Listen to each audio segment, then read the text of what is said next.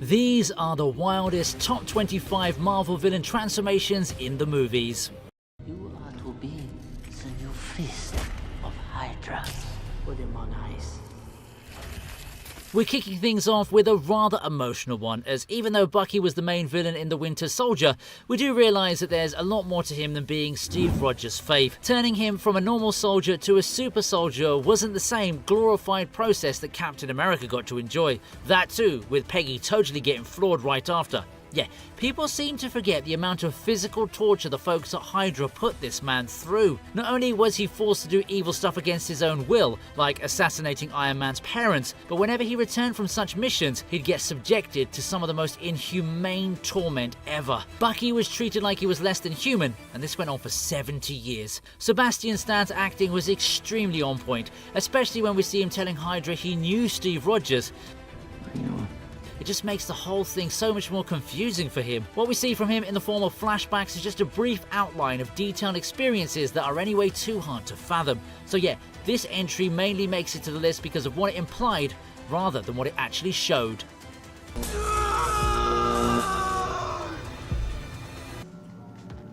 Close off.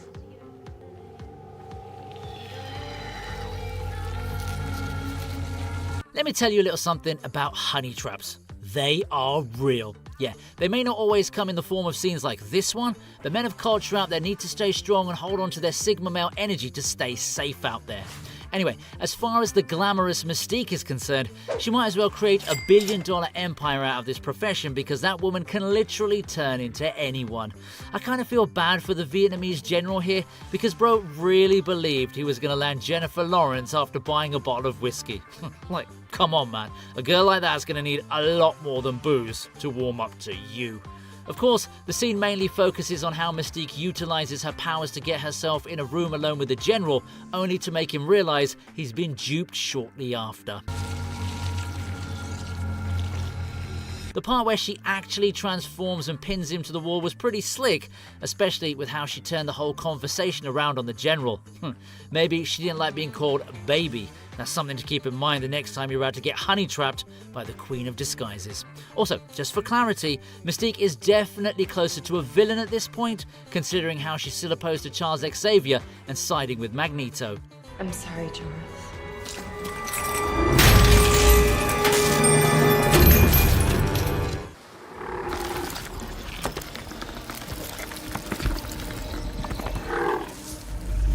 Yes, I know this is a movie that a lot of folks might not want to be mentioned, but the good news is that Captain Marvel isn't even in this scene, eh? Since we're all dealing with villainous transformations in this list, I want to draw your attention to the beach scene where the Skrulls come to Earth. The leader, Talos, notices a baddie rushing to the waters, so he decides to copy her entire look in a matter of seconds.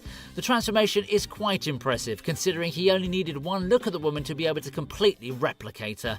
It pretty much puts Talos in the same league as Mystique, although he's not nearly as popular as she is. Also, it's not like Talos is the only Skrull who can warp this quickly. All the other Skrulls are able to get the job done with such ease that it makes you wonder whether something like this has already happened in the real world too. Damn, is that what all those Matrix memes are warning us about? Okay, I think I'm going to lay off all the conspiracy theories and go ahead with this video as it was planned. Hey, this one's taken. This is the last time I'm asking you. Where is my symbiote? I have no idea. If you were to look at Venom, I'm pretty sure there's over a 90% chance that you would get super spooked out, right? Well, in the case of Riot and Carlton Drake, they were good enough to scare the living daylights out of the black symbiote. Well, to be fair, it's only Eddie Brock we see here who looks like he's pooped his pants, plus Tom Hardy's not exactly with his alter ego at this point. However, I'm sure Venom would have felt the same way if he'd been inside Eddie at the same time. The Riot reveal was actually a great and unexpected appearance, because even though we did feel that Drake would be a menace, not a lot of us expected to see a slimy monster hiding inside him. We must retrieve him. Man, people with that name are never beating the allegations, are they?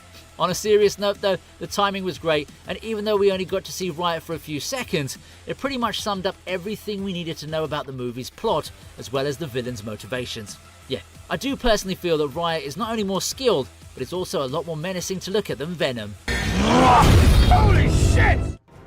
And this is the thanks I get?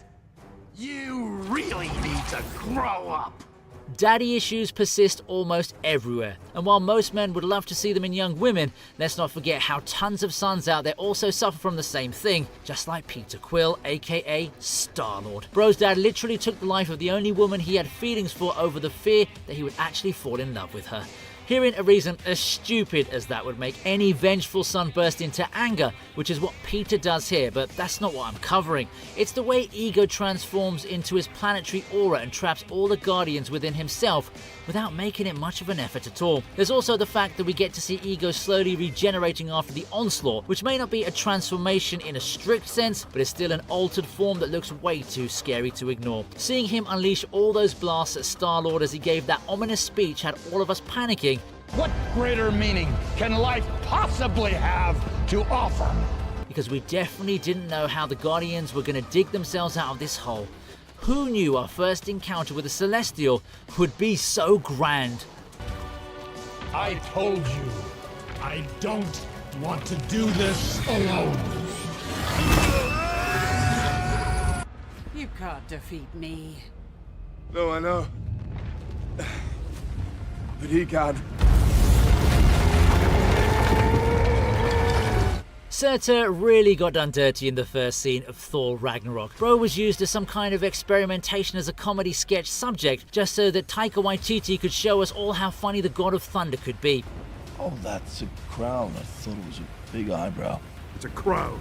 Having said that, I'd still say Surtur was decently powered in the beginning of the film, so when Loki eventually makes his skull transform into a gigantic monster towards the end of the film, we finally get to see how strong the dude really is. Surtur neither knew nor cared why his rebirth had occurred either. His giant form existed for one reason only, which was to destroy Asgard. He fulfilled his purpose with enthusiasm, which actually makes him one of the select few MCU villains who managed to succeed in his main mission. Surtur's giant form was so overpowered that he was able to even toss the freaking Hulk aside, as if he was just some small insect. The character design was also made in such a manner that Surtur would look like some prophetic reckoning that couldn't be avoided at any cost.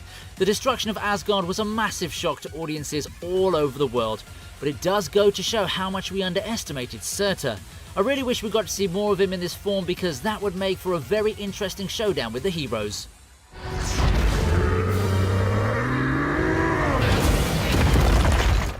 Wait, is that you?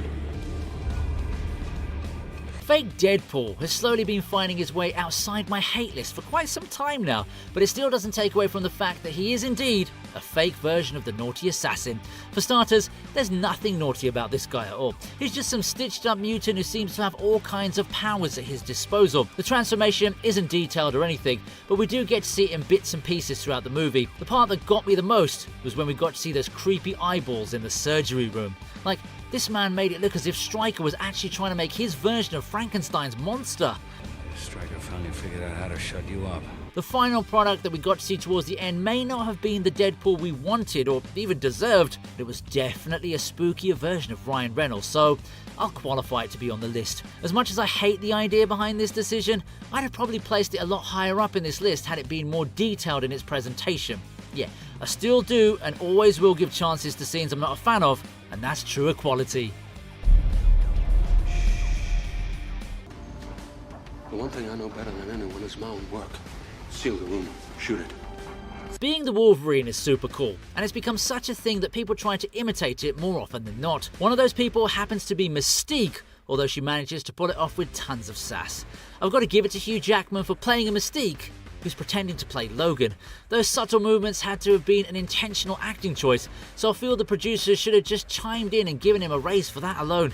Jokes aside, Stryker definitely found out that he was getting duped by another mutant, so his instructions to shoot the fake Wolverine ended up in a pretty cool fight sequence. The instant transformation that kicked it off was what stood out the most, because we wouldn't normally associate such a masculine presence to be copied by a feminine entity. Also, the little gag Mystique does in the end when she herself says that a metamorph is on the loose, rather than directly name-dropping the obvious. She may have also been a villain in this movie, but at least she annoyed the big bad wolf of X2. She's good. You have no idea. You're not gonna get in the way of my plan, Peter Parker! People just look at lizards and think that they're all living an easy life, munching on insects and creepily crawling on people's walls. Yeah, that part always gives me the ick. Anyway, when it comes to a human transforming into a lizard, I'd say that would give even the bravest of humans the creeps. Case in point, Dr. Connors, who injects himself with what eventually turns out to be monster serum and turns himself into a giant, scary lizard. At first, everything seems fine with his arm growing back and the doctor feeling as if he's just created the next big thing. Unfortunately for him though, the happiness doesn't last for long and he begins to experience the dangerous side effects of tampering with nature. Bro started developing scales all over his body, so he decided to take a cab in the middle of the night for added drama. Yeah, it wasn't the wisest move to travel on public transport in the middle of a monster transformation, but I can't really fault the doctor for that. Also, this scene doesn't show us the final form of the lizard, but when we do get to see it in full swing, we get a fair idea of how Dr. Connors would have undergone the process after that cab ride. I sure hope he left that man a nice tip, you know. Just drive. Okay. Don Draper may have neglected January Jones on Mad Men, but Sebastian Shaw definitely saw the promise in her, which is why Emma Frost makes it to number 16. Technically, this is January's only appearance in the X-Men franchise, so I hope to see her again in some capacity. Now, onto the main scene where she transforms into a massive diamond girl and proves to us that she truly is a gem of a mutant. You can stop trying to read my mind, sugar. Pun very much intended. Her instant transition to a diamond form in front of Professor X and Magneto was probably more impressive than her ability to make that shady old general enjoy his intrusive thoughts as if they were real. I also have to give it to Magneto for being able to use his powers in such a way that he could literally break through Frost's defenses and turn her back to human again. While most may question how it's possible to crack diamond with the cheap bad metal, but I think it's more to do with how Magneto can manipulate that metal than anything else. It was a short scene in terms of Frost maintaining her form to counter Xavier's powers, but it still got the job done from an impact angle. I guess Frost couldn't shine bright like a diamond like Rihanna now, could she?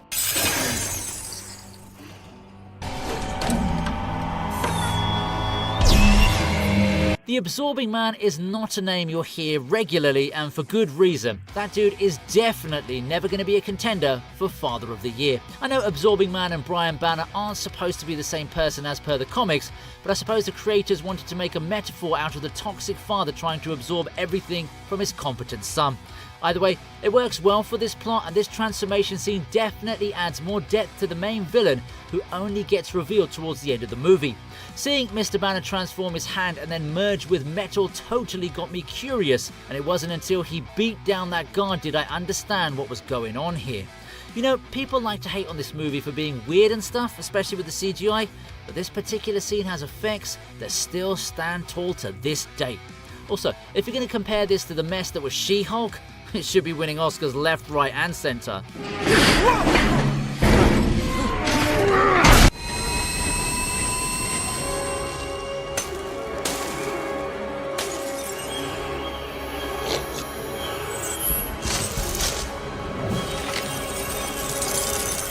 Flint Marko isn't inherently a bad guy, he's just a dad who wants to do good for his daughter. While his intentions may be noble, it still doesn't justify stealing in any regard.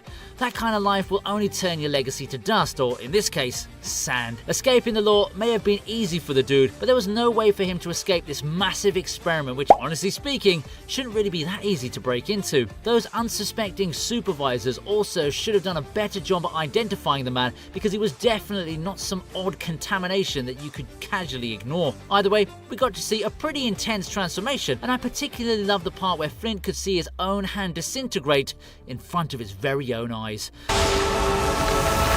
If you're not familiar with the comics or the cartoons, I'm sure you would have thought that was the end of him, but not yours truly. I knew what was going on and totally smiled when I saw Sandman finally showing his true form to us. See, this movie did have some nice moments, apart from Bully Maguire. I want to give you something. There's nothing you can give me that I want. If you're an angel sent from the heavens, then it would almost be considered blasphemy to like music genres like rock or heavy metal.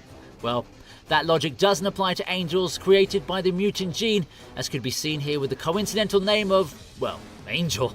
His transformation may have been a bit rushed in terms of Apocalypse just randomly showing up to turn him into his personal horseman, but damn, the transition itself was pretty badass to watch. Not only do his wings turn to metal in agonizing fashion, they also play a heavy metal song after it's done. Yeah, I know some people say that it's not technically metal and just Angel's mutation pushed to its extreme, but I like to make things dramatic, so I'm sticking to metal wings. I don't know how much that would have hurt Angel or even the religious folks, but the dude was drinking like Charlie Harper from 2.5 Men without the music royalties and the mansion, so his ticket to heaven was definitely not a sure thing. Yes, my son.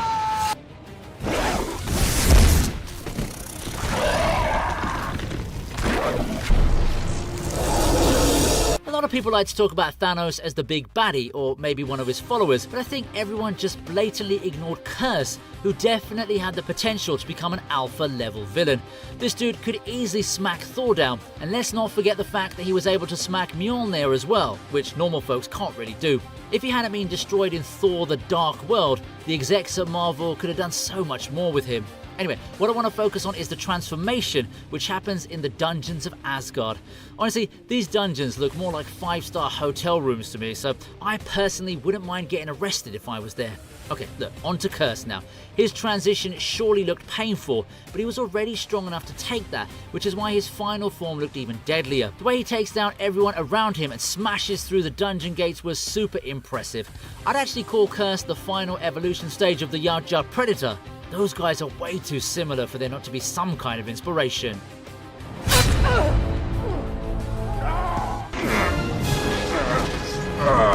It's easy for us to forget that Blade is actually a Marvel character, but I suppose that won't be an issue if you've watched Deadpool and Wolverine.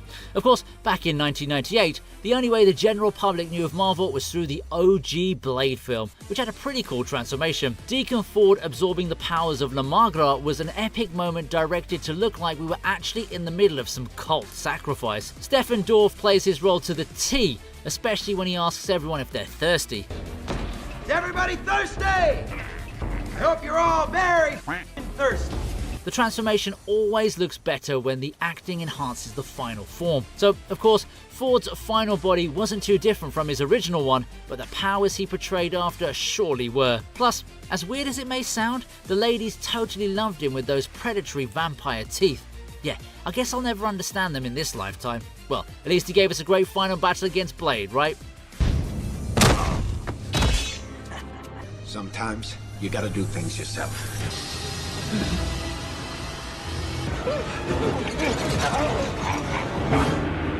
William Dafoe is an odd actor because he's so talented. He can be seen via the many roles he's played throughout his career, but he's also a bit weird as a person. Like, I dare you to find an image of the man sitting normally. Of course, that's got nothing to do with his flawless performance as the Green Goblin in the OG Spider-Man film, which makes its way to my top 10. It's the scene where Norman Osborn gets his scientific powers and officially turns into the Green Goblin thanks to his menacing alter ego taking over. It's a scary scene at first because we're scared for Norman's life, only to later be scared for lives from Norman. That poor assistant really did all he could to help Norman, only to be killed a few moments later. The acting is splendid, as we can see William shifting from the friend to the foe with ease. I swear, people don't appreciate this man enough. He's a living legend amongst us. But the one thing they love more than a hero is to see a hero fail, fall, die trying.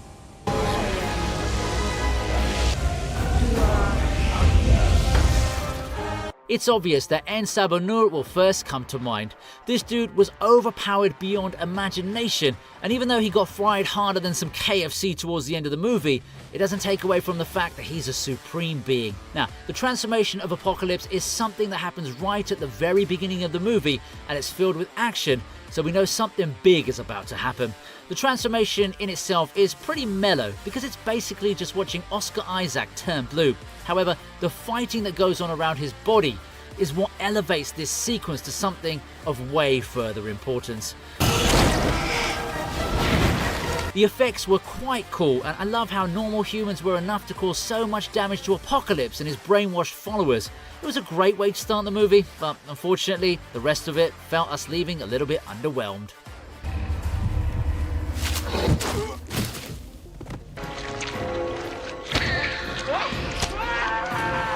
When Bully Maguire tells you to find religion, that's exactly what you should be doing, because chances are you'll succeed. That's also what happens to Eddie Brock here as he goes to church to ask for something that's definitely not along the same guidelines that God operates. Luckily for him, Peter Parker was trying his best to get rid of his symbiote Spider-Man suit at the same time, which meant that we were effectively seeing a passing of the torch in a way. The church bell being the catalyst that both saved Peter and trapped Brock was a great inclusion, especially because it's faithful to the source material. However, I'll admit, as I've always said multiple times, that the Venom character design really needed more muscle mass. We're not auditioning for America's Next Emaciated Model here, guys. Venom's supposed to be an imposing figure. This transformation would have actually made it to my top 5 if they made sure the main villain looked somewhat similar to his origins.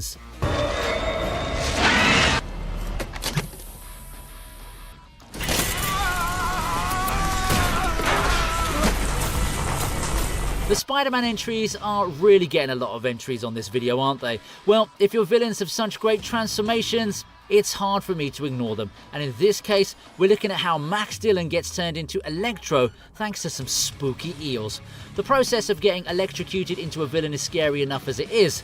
When you've got eels that look like freaking demons attacking you, the sequence only becomes more intense. I really feel bad for Max because he was just a man who wanted to be treated normally by the folks around him. However, all that societal bullying eventually turned into all the hate we saw as Electro. When I saw him fall into that tank, I knew this was going to happen, but at the same time, I was also sad that it was going to happen. The final output, though, was pretty cool to look at.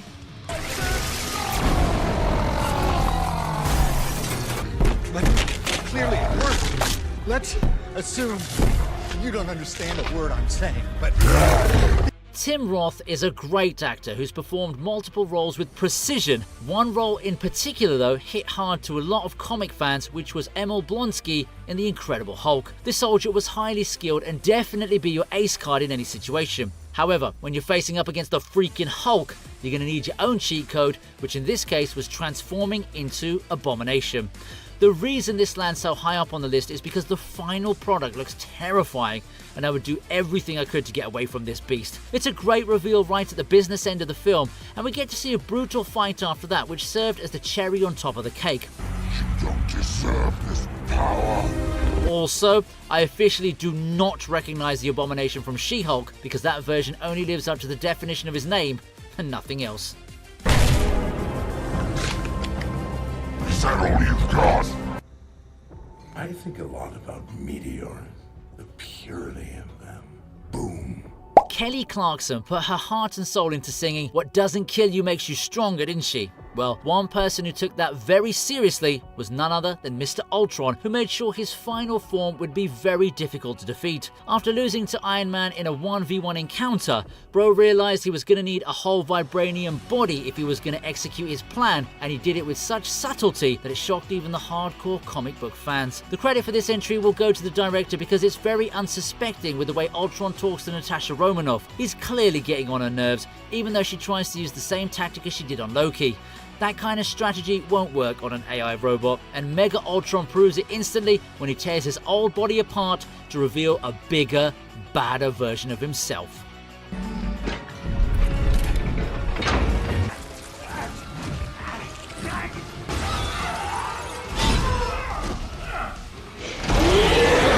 Venom may be a good guy in his latest Sony trilogy, but the villains around him are also pretty scary. After showing you how well Riot's appearance was crafted, I can't help but include Carnage at number 4 on this list. It's a long, detailed scene which happens right after we realise Cletus Cassidy has got himself a taste of symbiote goodness. Only thing is, he uses that power for evil, and the transformation he undergoes during his execution is so terrifying to watch, you could include it in a horror movie. Seeing Cletus in pain was also a strong inclusion, because he himself is clueless as to what's going on. The carnage that appears and happens after this serves as the perfect way to close off the scene too. Where the hell are we?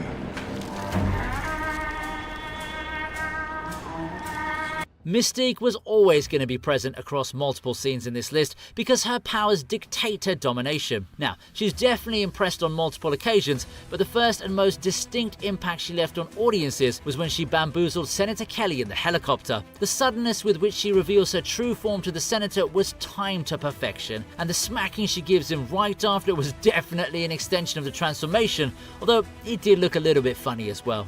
What the scene does so well is that it builds on Mystique's main weapon, which is the element of surprise.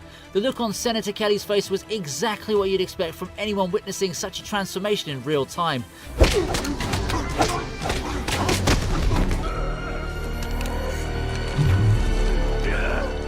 This dude was the most brushed aside character in the sequel, but his transformation was easily and by far the creepiest to watch. Dear God, I don't know what the director wanted to do here, but he gave us something that made us wonder if we were even watching the right movie. The horror element of this scene far outdoes the one in the Carnage entry, and I can't believe I'm saying this, but Harry Osborn's transformation in The Amazing Spider-Man 2 was a lot more impactful than Norman's in the OG Spider-Man.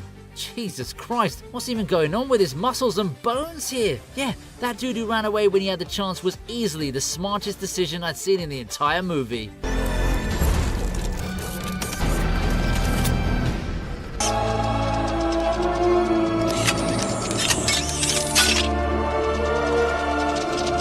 Mystique was a worthy competitor, but at the end of the day, it's the villains of Spider-Man who take the cake in today's video, with Doc Ock being crowned the #1 spot. His situation here isn't too different from Norman because both characters were taken over by sentience, which didn't inherently belong to them. Doc Ock's robotic arms taking control of his nervous system was a horrific way to introduce the villain, and it was also quite tragic to see Otto witnessing the demise of his own wife who'd worked so hard with him to achieve a dream, which was essentially just a nightmare in disguise. Even with Spider-Man coming to the scene, the transformation couldn't be stopped, and in turn, we got to see the most effective villain across all Spidey flicks.